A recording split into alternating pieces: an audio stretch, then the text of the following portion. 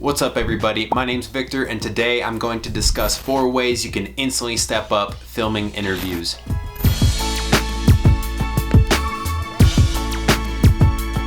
So about a year ago I was filming an interview of Jake Dalton for Caged Muscle, the supplement brand, and the first time that I did it, it turned out horrible. And I was watching it and I was like, why does this suck so bad? I don't understand. Like, where did I go wrong? I thought I knew how to do this. And I sent it to my mentor, Jacob Owens, and he gave me some quick pieces of advice. We shot it again and I implemented everything that he told me to do. It was a million times better. I'm gonna share a little bit of each version of the video and you will easily be able to tell the difference between a good interview and a bad interview. My first tip, and it's gonna be stupid obvious when you see the bad version, is the audio. Listen to the audio difference in the 2 clips. Have you ever thought about being a professional athlete? Have you ever thought about being a professional athlete? In the bad version, you can hear that it's echoey, the mic is not close enough to the subject.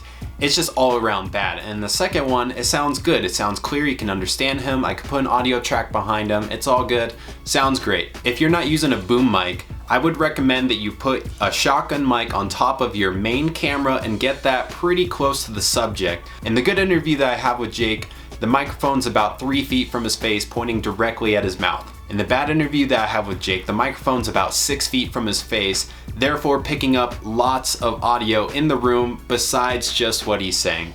Now the audio and the position of the mic leads me into my next topic, which is the camera angles. Now typically I'd like to have my main angle be the wider version that's like a medium shot of the subject, and I'd like to have the second angle being a close-up on the subject's face. The problem with that is that when I'm shooting, I like to have my best camera as the main angle because that's the one that I'm going to show the most, and I shoot in 4K, so that ends up cropping a little bit, meaning it's pushing in further. And in this example, my video's also cropped vertically, so it wasn't as wide as I would like to get it, but I wanted the audio more than I wanted a medium shot, so it's kind of more like a medium close-up. On the second camera angle, I made sure to position it 45 degrees to one side, and that is one of the tips that Jacob Owens gave me, was you don't want your camera angles more than 45 degrees apart from each other. And you can see that in the first video that I was going almost 90 degrees, I believe, and it's too harsh because it feels like these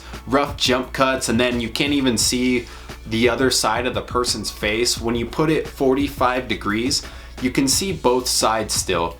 And that leads me into my next point, which is the lighting. So with the lighting, I position that second angle to shoot the shadow side of his face. Now, why would I do that? Most people, when they first hear that you're shooting the shadow side of a face, they're like, you're doing that wrong. I beg you to go watch any Hollywood movie and you will see that almost all the time they are shooting the shadow side of the face. I think it creates more depth and texture to the face. You can see a lot more, there's some drama there. It's not just washed out by the light. Hence, I'm kind of doing the same thing here. I don't have the light positioned directly in front of me, filling up my entire face. It's off to one side and then I have some fall off over here. Now you can see in the first video, there's not much going on. The color's horrible, the lighting, it's all very rough. And in the second video, you can see that I have a key light off to the right, and then in the back I also have them backlit,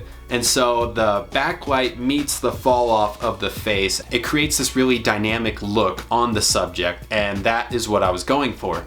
Now, not all jobs are gonna require you to shoot the shadow side of the face. It's honestly, I would say, more of a preference, but there are some times that maybe you just wanna do more of the high key lighting where everything is just evenly lit. Actually, the other day I was filming a video for a mortgage advisor and she's like, yeah, the only thing I didn't like was the darkness on that side of my face. I was like, oh, you didn't like that? And then so I told her about that. She says she's coming around to it, but it's totally up to her. If she's hiring me for it, I can definitely do a high key lighting for her. So just keep that in mind. Maybe talk to your subject if they are hiring you for the video, and then just kind of ask yourself, what kind of video is this? And so, you know, that has to do with real estate, and I totally understand if she wants it more evenly lit. Now, the fourth and last thing that you need to keep in mind is the placement of your subject. Now, in that first video, I have my subject pushed up against the wall and it is not flattering. In my head, when I first put him there, I was like, oh, that'll be cool. He's got his Olympic gymnastics, accolades all over the wall. He's got like the key to the city from the mayor and all this. I was like, that's cool. Then I'm left wondering why the video looks so bad afterwards. And that is another thing that Jacob Owens told me, and I will never go back now, is pulling your subject away from a wall. Now, why do you do this? Well, that creates more depth to your shot. And it looks better when you shoot at a lower aperture and you create that shallow depth of field. So when the background's all blurred and you have that nice bokeh and you're just focused on the person. So we switched locations. We were in his office at his house, and instead we moved it out to the living room where there's more room behind him before you get to the next wall. So all four of those things put together took a video that sucked all the way up to a video that I could be proud of and submit it to a large supplement company, post it on my own social media, and just be proud of the work and know that I made Jake look good as well. So if you like this video and any of this information was helpful for you, please leave a like, comment, and don't forget to subscribe, and I will see you in the next one.